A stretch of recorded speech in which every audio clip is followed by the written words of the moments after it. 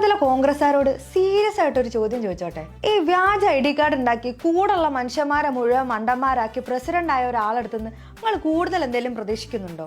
എന്നാൽ മലയാളികൾ കൂടുതലായിട്ടൊന്നും പ്രതീക്ഷിക്കുന്നില്ല. ഇനി എന്തെങ്കിലും ഒരു ഇത്തിരി പ്രതീക്ഷ ഉണ്ടായിരുന്നെങ്കിൽ ഇന്നത്തെ പ്രസ് മീറ്റോട് കൂടി കുതാവഹ. അല്ല പിന്നെ ഇന്നത്തെ രാഹുലേട്ടൻ്റെ പെർഫോമൻസ് കാണേണ്ടതല്ലേ?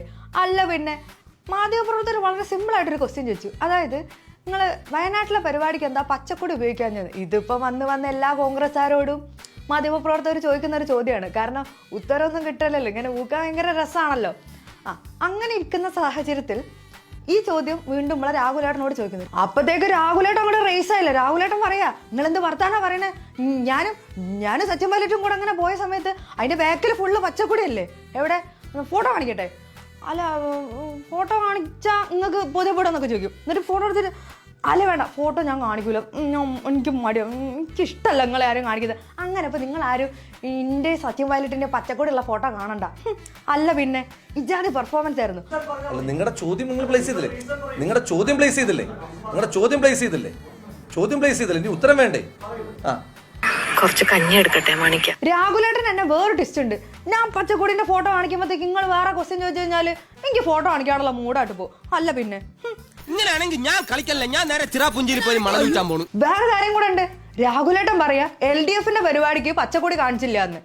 അത് ശരി, ഇങ്ങനെ വിട്ട് കഴിഞ്ഞാൽ ഇന്നാട്ടിലെ കടന്നലുകൾ നിങ്ങളെ വെറുതെ വിടുവോ? ഒരു വീഡിയോ ഇതൊന്ന് കണ്ടു നോക്കി രാഹുലേട്ടാ. Why the Pachakodi was not there? This is the flag of the INL. The INL is a respected member of the LDF. Here we have the Pachakodi of the INL. ഇപ്പൊ എങ്ങനെ ഇരിക്കണം രാഹുലേട്ടാ?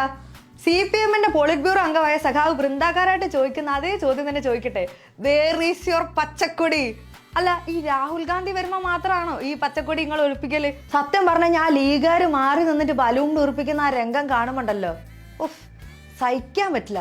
ഹൃദയഭേദകമായ ഒരു കാഴ്ചയായിരുന്നു അത്. ഇജാതി അനുഭവം ഒന്നും നമ്മളെ കൂടല്ല LDFന്റെ ആൾക്കാർക്ക് ഇജാതി അനുഭവം ഒന്നും ഉണ്ടായിട്ടില്ല. അത് മാത്രമല്ല, രാഹുലേട്ടൻ്റെ മെഴുകല് അതങ്ങോട്ട് മനസ്സിന്ന് പോകുന്നില്ല. സത്യം പറഞ്ഞാൽ ഞാൻ സങ്കടമാവും കണ്ടു കഴിഞ്ഞാൽ. കാരണം ഈ ജാതി കേരളത്തിലെ മാധ്യമപ്രവർത്തകർ എന്തൊരു ക്രൂരതയാണ് മൂപ്പരെടുത്ത് കാണിക്കുന്നത്. സത്യം പറഞ്ഞു കഴിഞ്ഞാൽ കോൺഗ്രസ്സുകാർക്ക് ഇപ്പോൾ തോന്നും we are living in a so cruel society. കാരണം രാഹുലേട്ടനെ ഒന്നോട് പറയാനും സമ്മതിക്കില്ല. സത്യം പറഞ്ഞു കഴിഞ്ഞാൽ രാഹുലേട്ടന് പറയാനൊന്നുമില്ല. അസംബ്ലി പിരിച്ചുവിട്ടു.